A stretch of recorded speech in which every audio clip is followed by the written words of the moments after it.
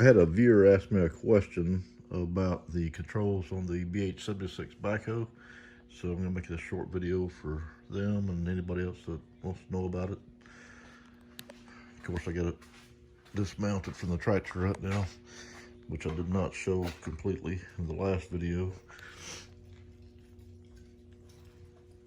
But here you go. Your controls, your left joystick, forward, lowers your boom, pull towards you, raises it, left and right, rotation left and right. Your center controls, lower and raise away from you, lowers your stabilizers, pull towards you to raise your stabilizers. Your left control is your arm to extends, push away from you, to retract your arm, pull back to you, and to curl your bucket is joystick to the left, and to retract the bucket is, or extend the bucket, I'm sorry, is to the right. You can raise the boom and pull towards you at the same time, but you cannot lower and extend at the same time. And I'll just show you around the backhoe. I feel like it's very well made.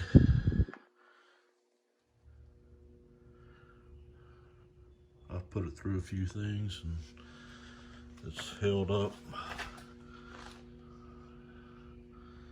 I gotta grease these. I don't know if you're supposed to, but I'm going to.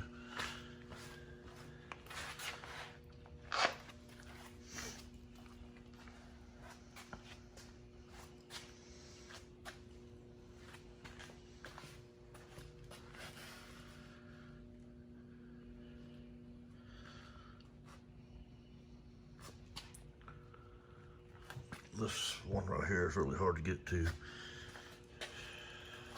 This right here, Milwaukee, has been a game changer. It's actually making greasing this thing every 8 to 10 hours a joy rather than a dreaded task. That's a mount for your mechanical or hydraulic thumb. It's pretty thick, well built. She's a little muddy. You gotta pressure wash it.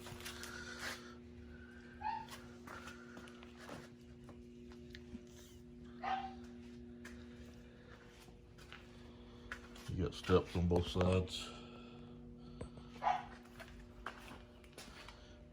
Storage for your pins. And I will take you out to the tractor and show you some stuff on it that you might not know or want to know. It's a little muddy, needs to be cleaned up. The Land Pride Raider Scraper's been the best thing I bought so far. Anyway, the last video I showed where the dealer had taken off the top link bracket, which is not necessary. However, you do have to take off the lower arms and connections to put the backhoe back on because it's in the way. But this top link will store up here in the seat. Everything clears it. One thing another viewer had mentioned, you'll have to connect the red and yellow hoses together or your 3-point will not raise or lower.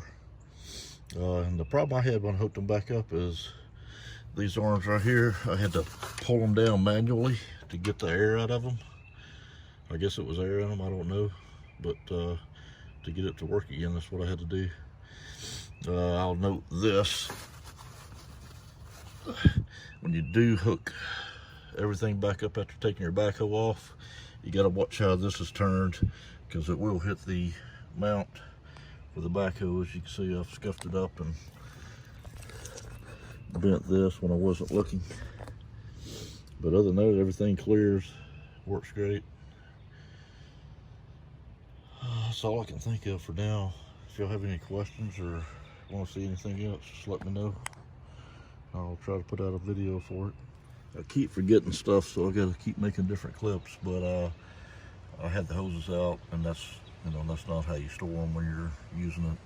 I tuck everything back behind that fuel line, which is up under the seat, and it clears everything. Nothing's in the way of the arms raising or lowering.